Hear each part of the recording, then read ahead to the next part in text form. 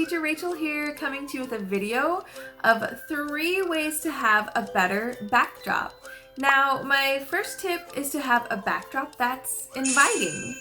It's always nice to have a few of these lovely Qkid characters on your backdrop somewhere, or maybe you can have your favorite animal or stuffed animal.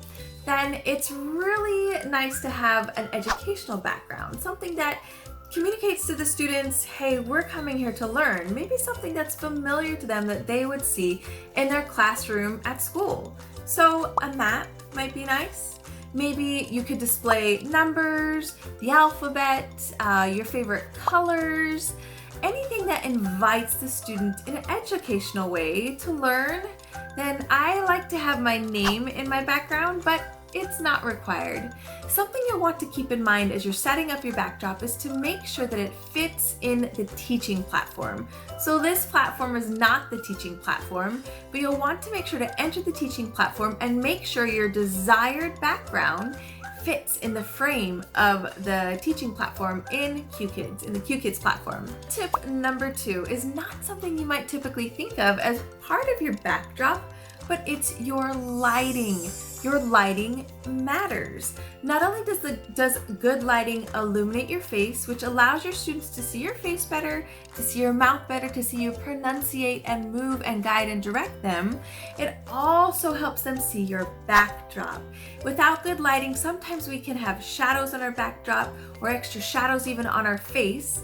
So the best lighting system is to have 2 lights up here, one on each side, and then one coming from behind you to help with those shadows. You want to avoid having windows or too much light coming from the back because that will create shadows on your backdrop and shadows on your face. Tip number 3 is to keep it simple. There is so much going on in the Qkids classrooms. They have so many games and fun things to look at, and you're guiding and directing them with spotlights and markers, and the words are playing. There's a lot to grab their attention. We want to make sure that our backgrounds are, yes, inviting and educational, but not distracting. So if you have anything extra in your background, like a vacuum, you were vacuuming earlier, push that vacuum to the side while you're teaching. You might have some extra things on your desk, and in your teacher frame, you notice that it's visible. Put your coffee cup aside, or maybe that pen or pencil or anything that's distracting to your learning environment. We want to make sure that our backdrop is clean, clear, inviting, and well lit.